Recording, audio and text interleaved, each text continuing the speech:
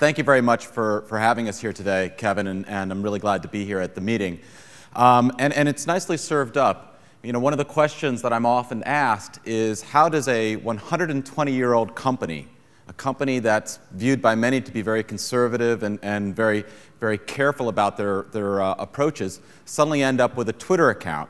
And so today I thought I would take you through a little bit about how we put this together, what we hope to achieve, how it fits into the other efforts that we're involved with from Johnson & Johnson in the social media space, and then maybe give you an example or two. But I promise I'll keep it tight.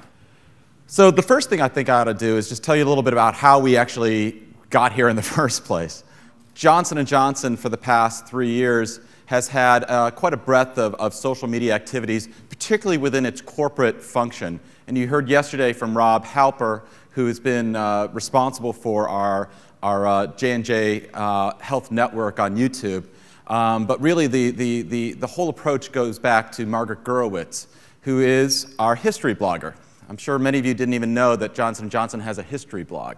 Margaret started blogging at Johnson & Johnson about 3 years ago for a blog called Kilmer House that talks about the history of J&J. And the reason why I mention her is because she sort of established a roadmap that many of us now follow, which is to develop a strategy, make sure you're connected with other initiatives that the company is involved with, create a real personality so you can actually engage with people online and be part of that online community, but also to work very carefully with our legal and regulatory folks to establish guides that we then can follow. And this is really what we did to establish this Twitter account. About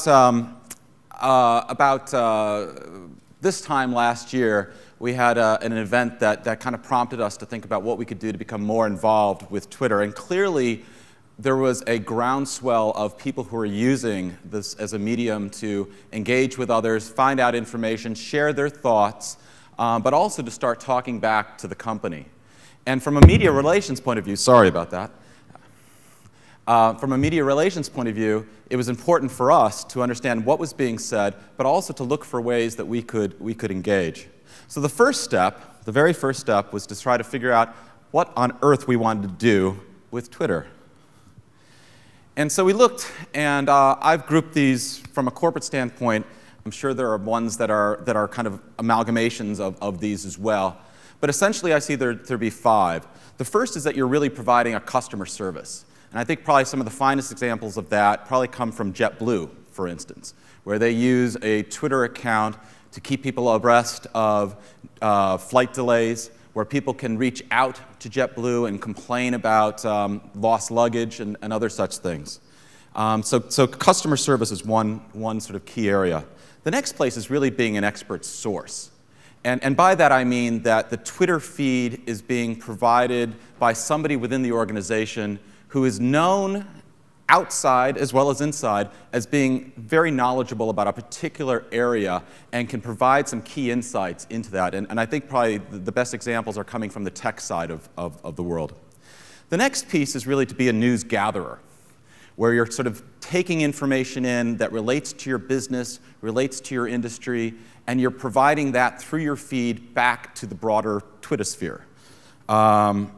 The next is really more of a suggestion box, that you become a place where you are soliciting input and ideas from the broad universe into the organization that then can be fed back out. And the last is really providing special offers, that you're there in Twitter to kind of tell people about coupons, about deals, about various things. This is how I've seen people in the corporate space use Twitter. And for Johnson & Johnson, I can tell you that we kind of looked at this and we saw the Twitter feed as being more than anything else as being a kind of a news gatherer and information provider as a starting point. And again, where I come from in the media relations group, this was a way for us to reach out to some of the people who are online, who are spreading information about the organization, who are being sources for other news articles. But it's interesting, though we started there, I think we've moved on to a different place now with Twitter as we've gained experience. The next piece of this is really to establish a personality. What we found with all of our social media activities is that you got to be yourself. And I try to do that through the corporate blog. I try to do that when I'm interacting with people in an environment like this and also with patients. And so when we established the Twitter account, I wanted to make sure that it wasn't just a recitation of company press releases, because that to me is not what Twitter is about, right? It's about sort of engaging with different people in different communities. And so when we established the Twitter account, it just so happened that I had a personal Twitter account as well. And suddenly I was faced with the dilemma. If I'm Twittering on behalf of Johnson & Johnson, what happens to this other me that's still living out in the Twittersphere? And so I made the decision, rightly or wrongly, that I would split myself down the middle. That one piece of me would be Johnson & Johnson, Mr. Twitter guy. The other part of me would still be Marc Monseau, the evil and sinister who lives out in the real world. And so I ended up posting something on J&J BTW, which you can then go out to and find, and it'll explain a little bit more about how that split personality, at least I envisioned that split personality would work. But what became curious is as I started to tweet on behalf, under the J&J Com feed, the evil and sinister part of Marc Monseau just sort of disappeared. And so now I only have the one Twitter feed, and I eliminated Marc Monseau, the other Twitter account, though it still exists out there. And the other part of establishing this personality was that, again, I didn't want to necessarily just be repeating our press releases and other information in that way. I tweet about stuff that I find interesting. And that may mean that I retweet other people's tweets. It may mean that when I come to an event like this, I'll tweet about things that are going on around me here. It may mean that I end up tweeting about events that are going on within Johnson & Johnson. In addition to that, I also will often tweet about things that we're putting up on our other sites and communities. We're using it as a way to kind of spread news about the organization.